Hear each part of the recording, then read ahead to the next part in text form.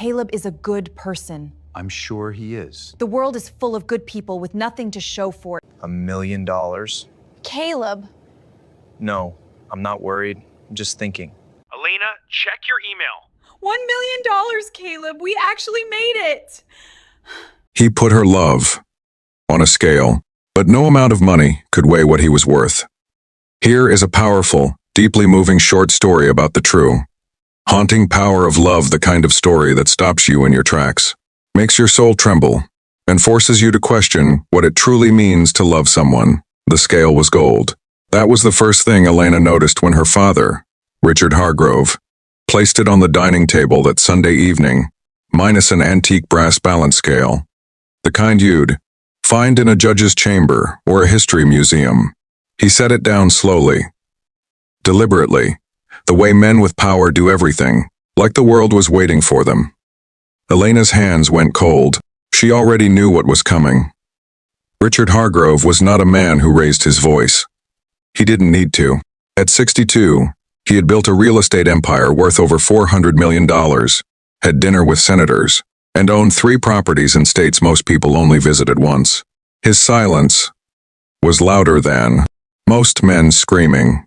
He sat across from Elena at the long mahogany dining table, minus the same table where she had eaten birthday dinners, done homework, and once, at age 7, carved her initials into the wood when no one was looking. A+. She hadn't known who the question mark was then. She knew now. Sit down, Richard said. Elena sat. Beside her, her mother, Margaret, kept her eyes on her hands, minus the way she always did when Richard had made a decision and called it a conversation. I know. About the boy, Richard said. Elena's heart jumped. Dad, his name is Caleb Morrison. Richard slid a manila folder across the table. 24 years old, works at a garage. On 5th, drives a 2009 Honda that needs new brake pads. He paused. I had him looked into. Elena stared at the folder, but didn't touch it. You had him investigated. I had him understood, Richard corrected, smoothing his tie. There is a difference. Margaret shifted in her chair, but said nothing. She placed her hand briefly on Elena's arm, minus not in comfort, but in warning. Don't fight him tonight. Not like this. But Elena was 22 years old, and she had been swallowing things down for 22 years, and she was tired of the taste. Caleb is a good person, she said quietly. I'm sure he is. Richard opened the folder himself. No college degree, no savings, no investments. His father left when he was 9. His mother works double shifts at a nursing home in Queens. He closed the folder. Good. People are everywhere, Elena. The world is full of good people with nothing to show for it. That's a terrible thing to say. It's an honest thing to say, he leaned back. You are my only daughter. You will inherit everything I've built.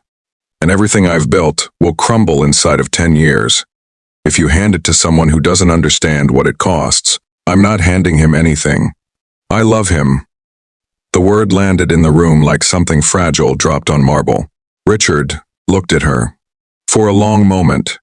Then, slowly, he reached over and placed something on the left side of the brass scale. A stack of cash minus bound, neat, real, then another.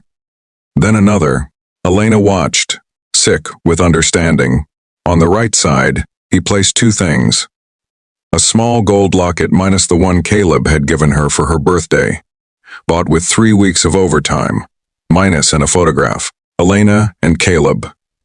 Coney Island, last July. She was laughing so hard, she was crying, and Caleb was looking at her like she was the only thing in the world worth looking at. The scale tipped hard to the left. Money outweighed everything. That's what love looks like without a foundation, Richard said. Pretty, light, easily tipped. Elena stood up so fast her chair scraped back. You don't know him. I know exactly what he is. Then you don't know what love is. Richard's jaw tightened minus the only crack in his composure. I know what survival is. I know what happens to women who choose feelings over futures. I watched it happen to my own sister. His voice dropped. I will not watch it happen to you. Silence. Margaret finally spoke. Richard? No. He held up one hand. Then he looked at Elena. And for just a second -1, unguarded second minus, he looked less like a billionaire and more like a frightened father. If this boy loves you the way you say he does, then he'll prove it. Not to me, to you, to himself.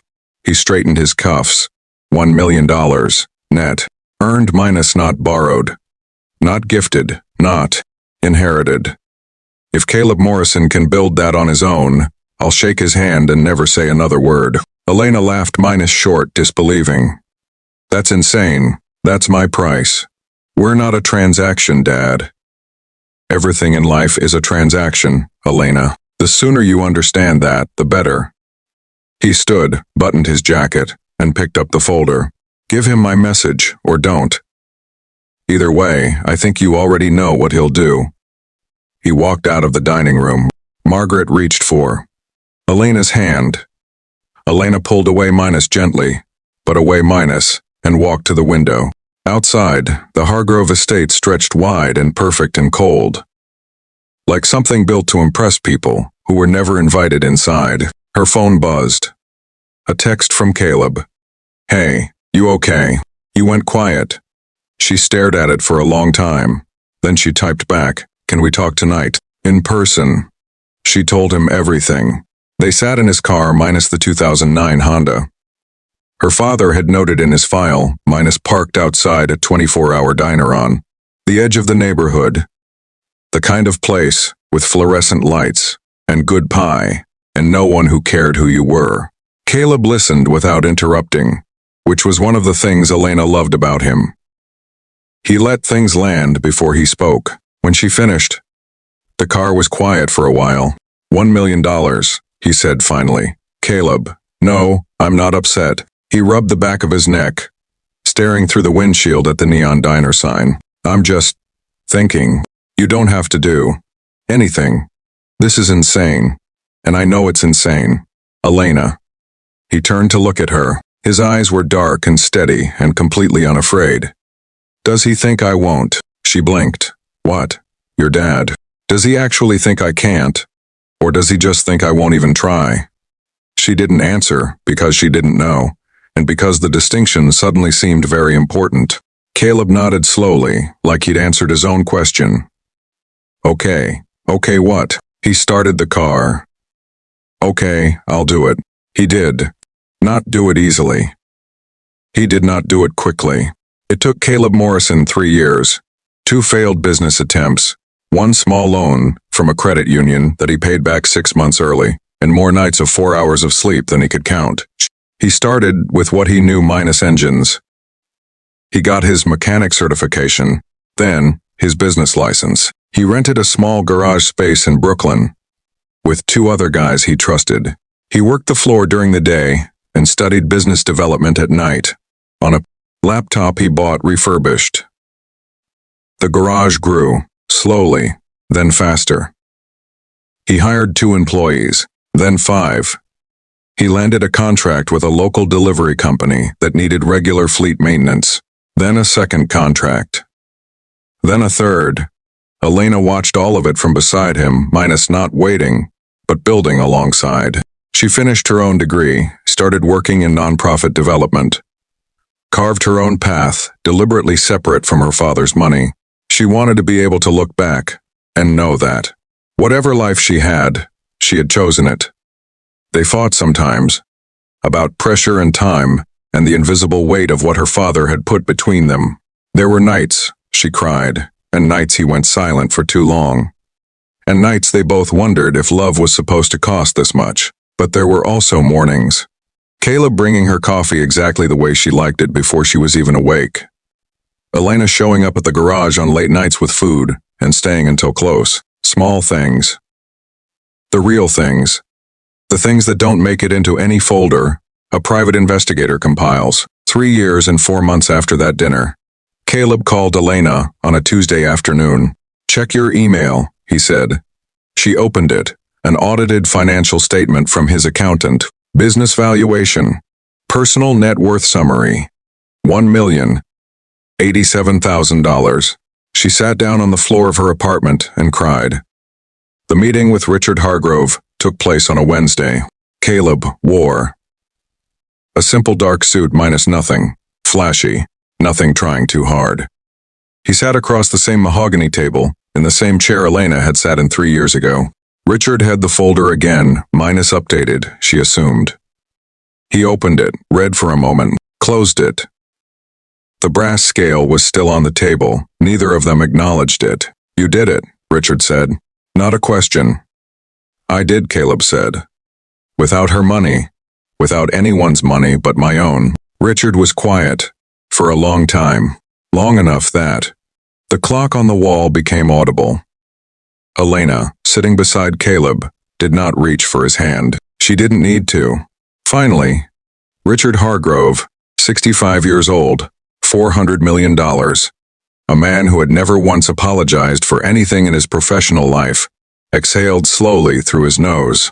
He extended his hand across the table. Caleb shook it. I owe you an apology, Richard said. The words seemed to cost him something real.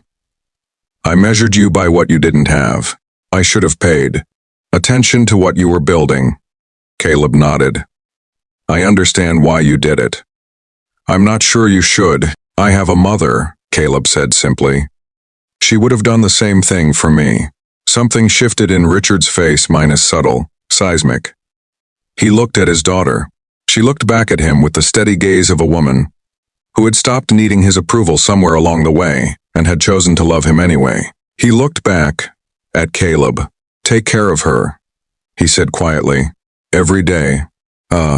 Caleb answered. That was never something you had to ask.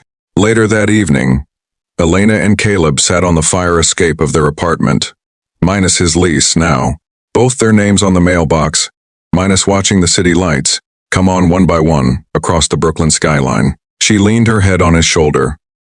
How do you feel? She asked. He thought about it honestly, the way he did everything. Like I didn't do it for him, he said. I did it for me, so I'd know. Know what? He turned to look at her, minus the same way he had in that photograph at Coney Island. Like she was the only thing in the world worth looking at, that I was always worth more than what someone decided to put on a scale. Elena smiled, and somewhere across the city, in a house full of everything money could buy, Richard Hargrove sat alone at a long mahogany table and looked at an old brass scale and understood, for the first time, that he had been weighing the wrong things all along.